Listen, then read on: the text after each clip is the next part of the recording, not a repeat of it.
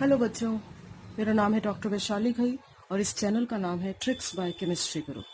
सो बच्चों, आज हम पढ़ेंगे class 12th solid state revision. A quick revision for chapter number 1 that is solid state. So ये हमारा रिवीजन पार्ट चल रहा है। So when we start with the solid state we should know what a solid is. हमें पता होना चाहिए एक सॉलिड क्या चीज होती है। So in ninth class you must have studied solid means having some properties. It is a form of matter that possesses rigidity. It has definite shape and has definite volume also. Such substance we call as solid. So basically what a solid is a form of matter. When we have studied classification of matter, then we have studied physical classification. We have total main 3 states of matter: solid, liquid and gas. Now, why any substance exists as solid? What is the reason behind its existence?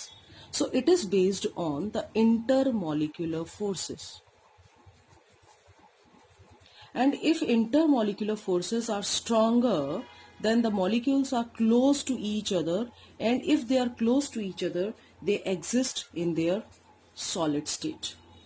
So what is the existence? If I ask you what is the existence of a substance to behave as solid, it is only this reason that intermolecular forces are stronger enough so that the substance exists as solid. So when we talk about solid, so we should know the classification of solid. So we classify solid into 2 categories as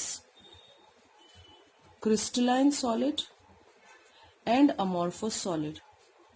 And this classification is based on the arrangement of the constituent particles present. We generally represent any solid by making balls very close to each other. These spheres are nothing but the constituent particles. So the arrangement of the constituent particles, on the basis of the arrangement, we classify solid into 2 categories. One is crystalline solid and other is amorphous solid. When we talk about crystalline solid, we say that they have definite or fixed arrangement. Definite arrangement. So we have crystalline solid. They have definite arrangement. And if there is no such regular arrangement, that means particles are not having any definite arrangement, then we call it as amorphous solid.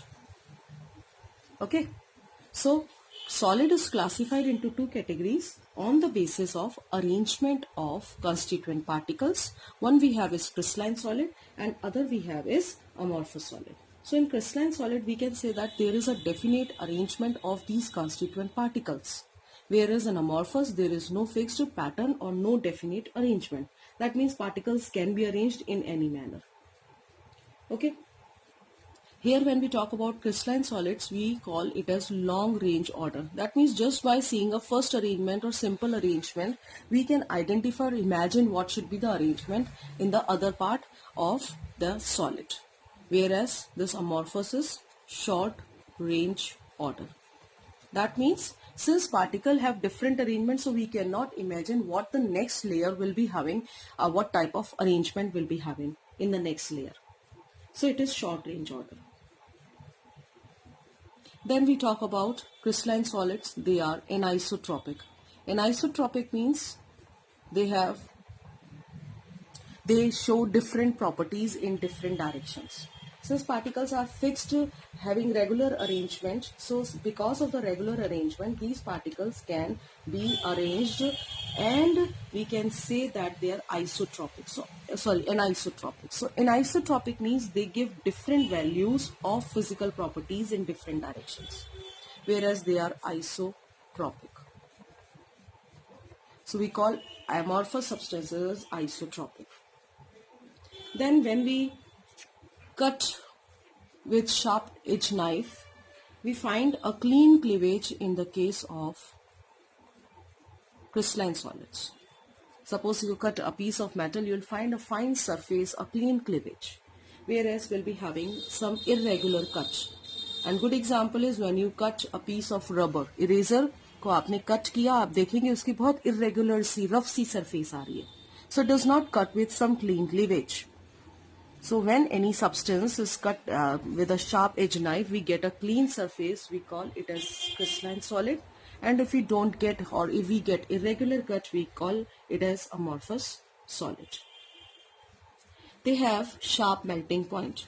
Crystalline solids have sharp melting point, whereas amorphous solids do not have sharp melting point. Rather, they melt over a range of temperature.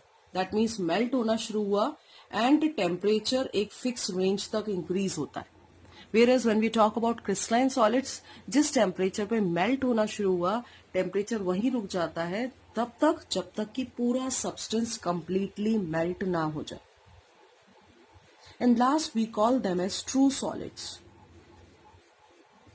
Whereas amorphous we call them as pseudo solids. Pseudo means false. That means they do not show exact properties of solid. So we call them as pseudo solids, or sometimes we call them as super cooled liquid. We call them as super cooled liquid. So examples of crystalline solid, we may have any ionic solid like NaCl, we may have graphite, we may have diamond, where the arrangement is exactly fixed. Similarly, in amorphous, we have rubber, we have wood, we have glass. All these are examples of amorphous solid. So this is about the classification of the solid. In next video, I'll talk about the classification of this true solid, that is crystalline solid.